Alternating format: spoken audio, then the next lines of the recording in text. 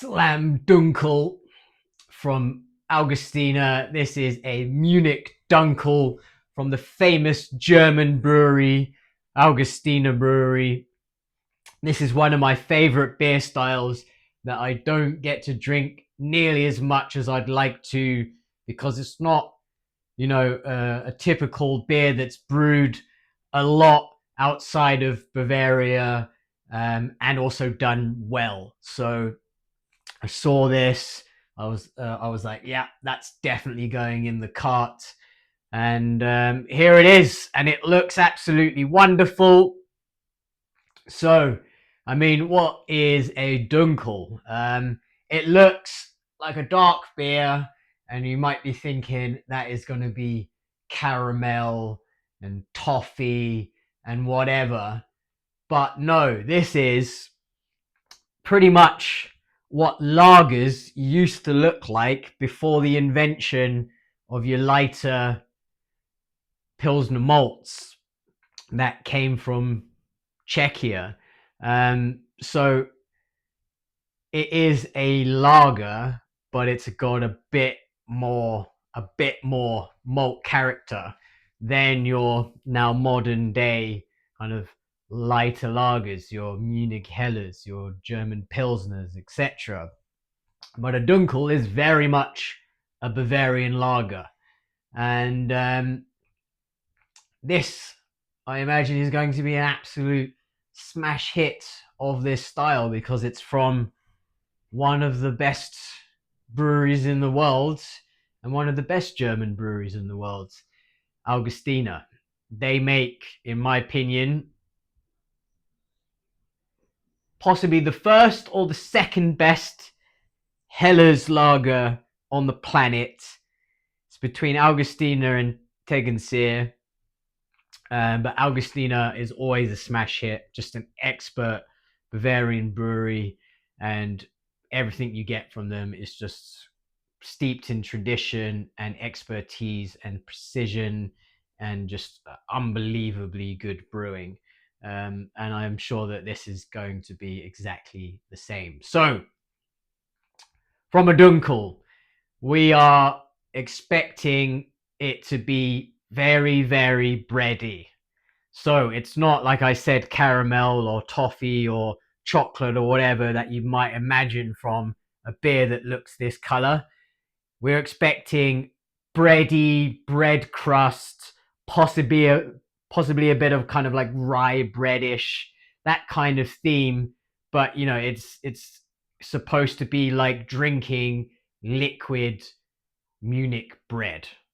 And that's because it is about 70, 80, even 90% Munich malts. So your Munich ones, your Munich twos, your Munich threes, and then possibly a little bit of sprinkle of your Cara Munichs for a little bit more depth, and then maybe slightly a little bit of sprinkle of something as far as, and the name's just gone from my head. Think, and maybe a little sprinkle of Carafa Special, like the tiniest, minutest sprinkle for color, but that would be cheating in my opinion. So this is 70 to 90% Munich malts, possibly a bit of Cara Munich, and then full on decoctions to get that big toastiness, great head on it, great complexity, great bready, toasty, almost rye-like complexity from those Munich malts. And it's just, yeah, like a liquid bread basically is what this should taste like. So let's give it a go. Let's see what's going on. Let's give it a sniff.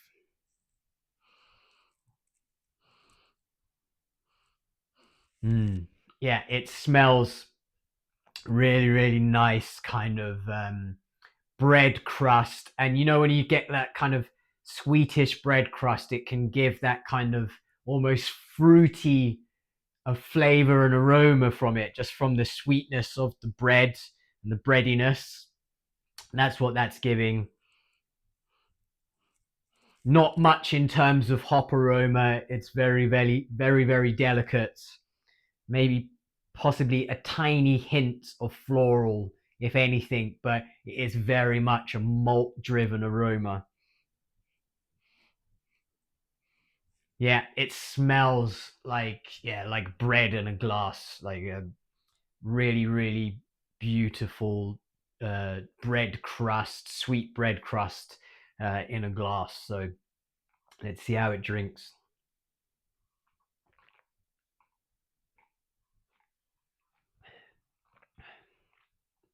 Yeah, man. There it is.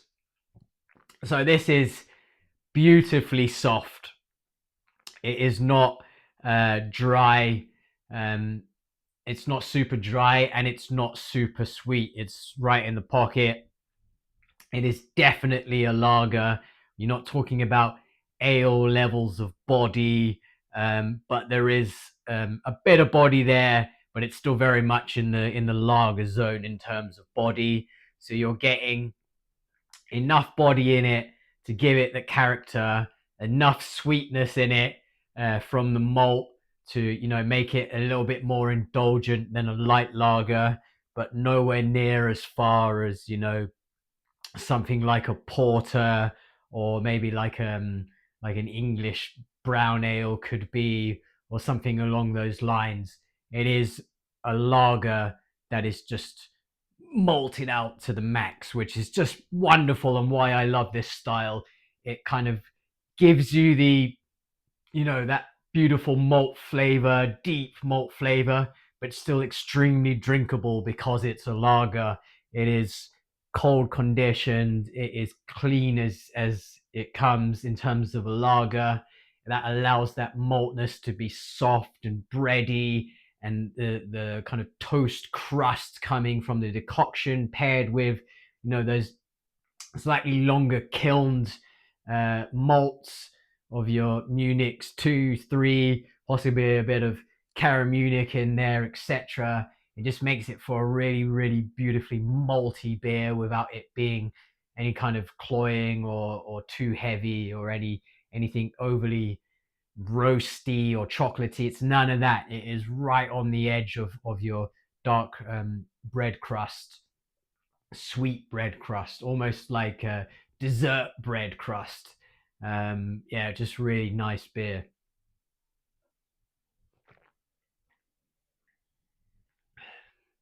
In terms of like bitterness, hot bitterness, it is there, but it's low. It's very much in the background. It is there just to serve the purpose of not allowing the malt sweetness to get too far.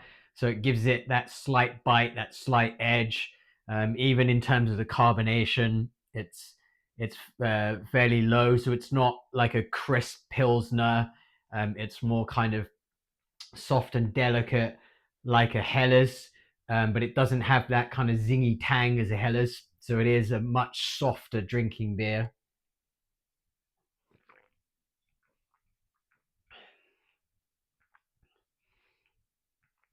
Yeah, man, you could really drink a bunch of these. That's why I love lagers.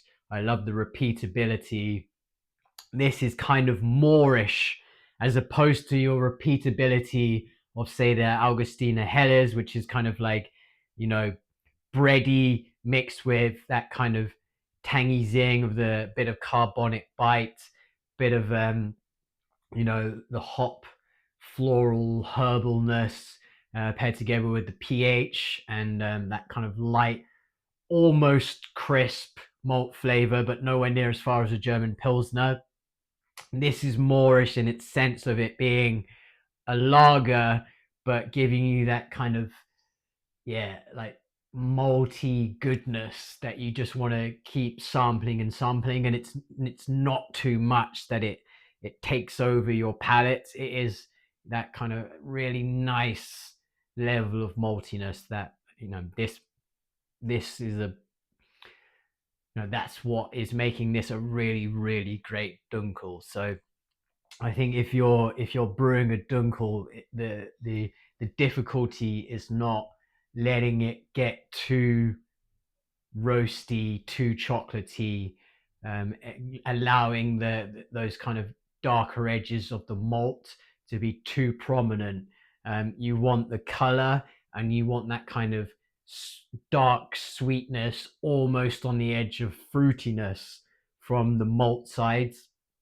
Those melanoidins, that those Maillard reactions in the decoction, but not too far. So it still sits very much in that kind of soft and smooth lager category.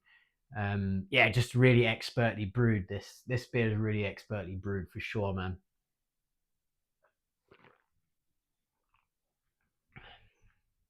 Yeah, really nice beer.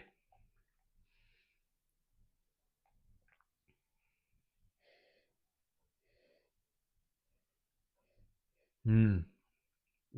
Honestly, if you like, I tried a Czech black lager brewed by Elusive Brewing, and that was like a homebrew recipe that won a competition, and that was really, really drinkable, like really nice.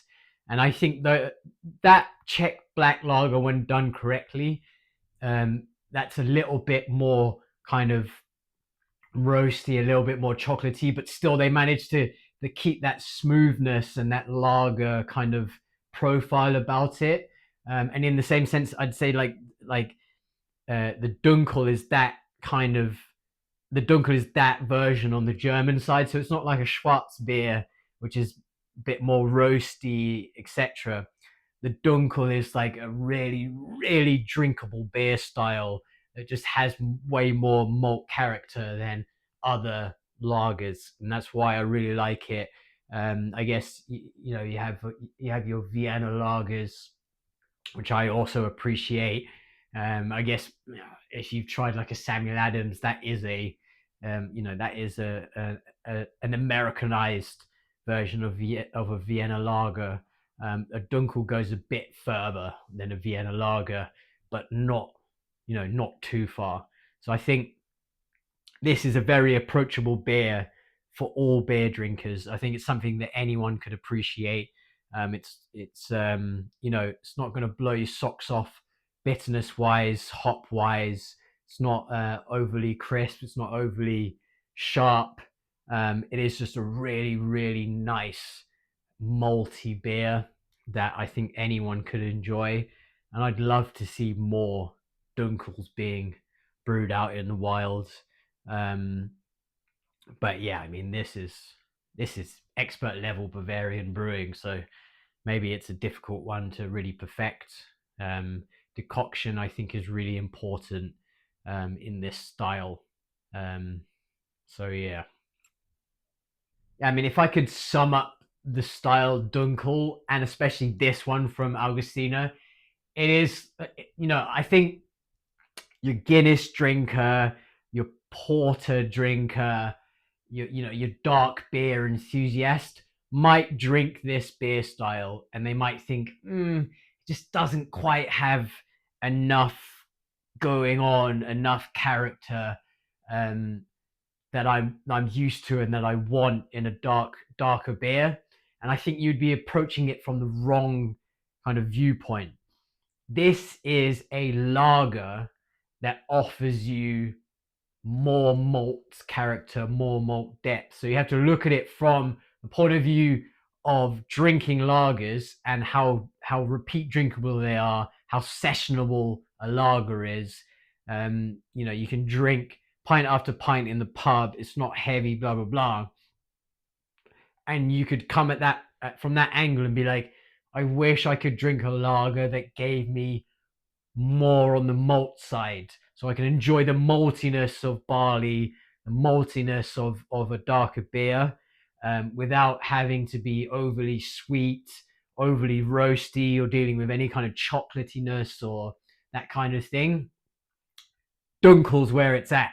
Like that is it is like the perfect level of malt expression but still within reason and still within the lager category without any kind of roastiness or chocolatiness, blah blah blah. It is as dark as a lager you can get before you start getting into other territory, and that's why I love it, because I love tasting malts. I love the maltiness of a beer. I mean, I love all different styles of beer, and I love hop expression and blah blah blah. I love roast. I love Guinness. I love all that kind of stuff. But I really, really also like to experience how malty a beer can get without it getting into your much kind of more expressive territory of your darker beers. So that's what that is, and that's what this beer achieves. So your Augustiner Dunkel, well worth a go. I'd say it's, top three in the Dunkel category, maybe. I think maybe Eyinger is the benchmark, but this is very much up there. And Eyinger, and Augustiner as a brewery, they can't win them all, but they win a lot of them. Cheers to that.